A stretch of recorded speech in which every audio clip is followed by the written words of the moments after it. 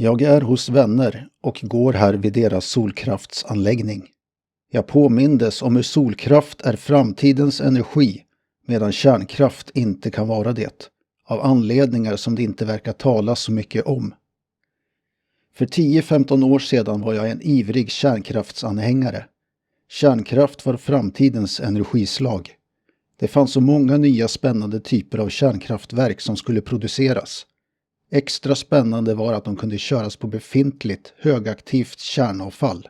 Istället för att behöva lagra avfall i 100 000 år räcker det med några sekel. Sedan gick tiden och ingenting hände. De fantastiska nya reaktorerna uteblev. Samtidigt kommer jag till insikt om varför vi inte kan ha kärnkraft. Det stora problemet är spillvärmen. 2/3 av energin som våra kärnkraftverk producerar kyls bort på en gång och dumpas i haven. Den återstående tredjedelen blir också värme till slut. All denna värmeenergi skapas i alla väsentliga avseenden från ingenting. I dagsläget dumpar mänskligheten värmeenergi motsvarande omkring 12 Hiroshima-bomber i världshaven varje sekund. Det är givetvis helt orimligt. Solceller har i dagsläget en effektivitet på kanske 23%. Det betyder att av all energi som träffar panelerna så går 77% till spillvärme. Men energin kommer från solen. Det är en form av inkommande energi som vi omvandlar till en annan form av energi. Det hade blivit värme till slut ändå, så den faktiska mängden spillvärme är i princip 0. Du kan alltså värma upp saker hur mycket du vill. Den totala mängden värme ökar inte. Det har länge varit fritt fram för folk att leta rikedomar på andras mark. Och numera inkluderar det också uran. Just nu verkar det vara kring Vilhelmina som diskussionen om gruvnäring går. Ja, det här är en bondgård i Vilhelmina och här vill Bergsstaten ge ett kanadensiskt bolag till undersökningstillstånd för att kolla om det finns några nyttiga mineraler, framförallt uran här. Hur mycket är vi beredda att låta andra betala för vår bekvämlighet? Vissa påstår att det är hyckleri att importera uran när vi kan bryta eget. Men jag är inte särskilt bekymrad över det. Det verkliga hyckleriet är alla så kallade liberaler som är för konfiskering av andras mark till gruvanläggningar. Om hyckleri är ditt bekymmer så ska vi inte ha kärnkraft överhuvudtaget. Men innan vi ens tar ställning till det behöver vi fråga oss, Ki bono, i vems intresse? Det poppar upp eller planeras datacenter för stora språkmodeller överallt numera. Det vi kallar artificiell intelligens, fast det inte är det. Dessa datacenter är fullständigt vansinne. Ekonomiskt är de helt från vettet, de är en katastrof för klimatet, de är etiskt väldigt problematiska på en mängd olika sätt och de skapar absolut inte några jobb. OpenAI, som äger ChatGPT, planerar att 2033 ha byggt datacenter som tillsammans drar 250 gigawatt. Det motsvarar hela Indiens konsumtion av el, eller omkring 230 Forsmark 3. Ovanpå det behöver de 30 miljoner nya processorer varje år. Det är en konsumtion och en kostnad som trotsar all logik. Och det är bara ett företag av flera. Det är en masspsykos utan dess like. Här i Sverige ska det också byggas nya datacenter för AI, med hjälp från bland andra OpenAI. Behovet anses vara eftersatt. För att tillgodose detta behov behöver vi bygga nya kärnkraftverk. Det finns dock inga platser att bygga på ännu, och den utlovade reaktorteknologin verkar inte finnas annat än på papper. Men det hindrar inte att vi redan nästa år förväntas få kraftigt elunderskott på grund av nya datacenter. Samtidigt går jag här bland solpanelerna, resta på en enkel träställning med minimal infrastruktur. Det är inte en stor anläggning, men den är familjeägd. I slutet av november drogs Karlshamnsverket igång. Det är ett oljeeldat kraftverk på 662 megawatt, beläget utanför Karlshamn i Blekinge, och har körts sporadiskt under vintern för att täcka elbehov. Samtidigt har exporter till utlandet från elområde 4 konsekvent varit omkring 700 till 1000 megawatt, alltså mer än vad Karlshamnsverket kan producera. I den mån det är elbrist beror den alltså på att producenter exporterar el istället för att den kommer hushållen till godo.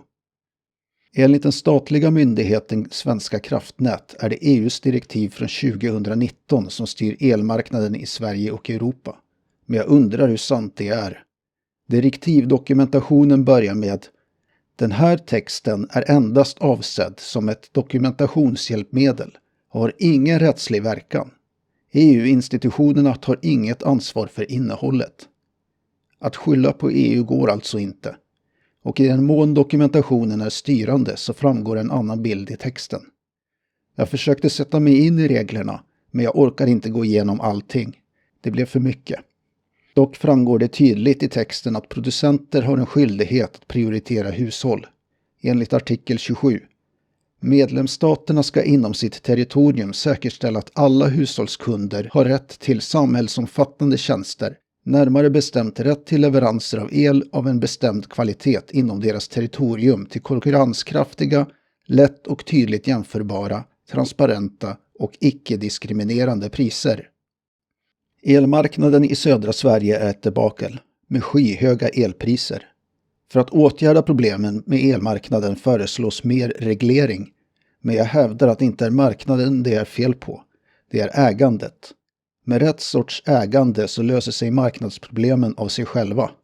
Det är därför vi inte bör ha privatägd produktion, alltså produktion som vem som helst kan äga, där vinst är enda drivande intresset. Istället behöver elkraft vara familjeägd, konsumentägd, stiftelseägd eller liknande. Användningen av Karlshamnsverket ses som bevis på att vi behöver mer kärnkraft. Tyvärr funkar det inte så. Det här är en produktion som är behovsstyrd. Karlshamnsverket körs när det behövs och att starta upp en kärnkraftsreaktor kan ta flera dygn. Olje- och gaseldade kraftverk har en starttid på upp till en halvtimme. Vad som händer numera runt om i världen är att dessa kraftverk byts ut mot batterilagring. El lagras under dagen när det finns ett överflöd och sedan förbrukas den under kvällen då konsumtionen är som störst. Jag påstår inte att det nödvändigtvis är en lösning som passar oss, men det är den pågående trenden. Priset på solpaneler rasar och är numera den överlägset billigaste elkällan. Låt oss säga att elområde 4 har ett genomsnittspris på 80 öre per kilowattimme och naivt räkna att en solpanel kostar 2500 kronor per kilowatt. Då skulle det krävas drygt 3000 soltimmar för panelen att betala sig, vilket kan ske inom 2 år. Det är inte så tokigt med en förväntad livslängd på sisådär 30 år.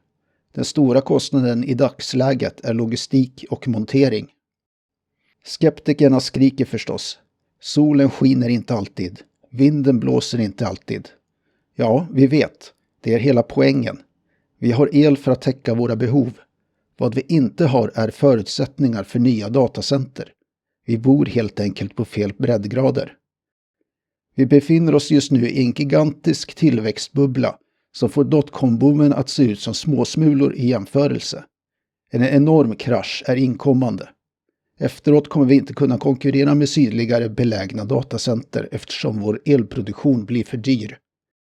Och då har vi inte ens börjat diskutera nyttan av AI-tjänster.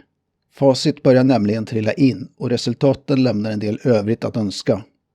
Så återigen, i vems intresse? Jag finner inga positiva vinklar på den här utvecklingen.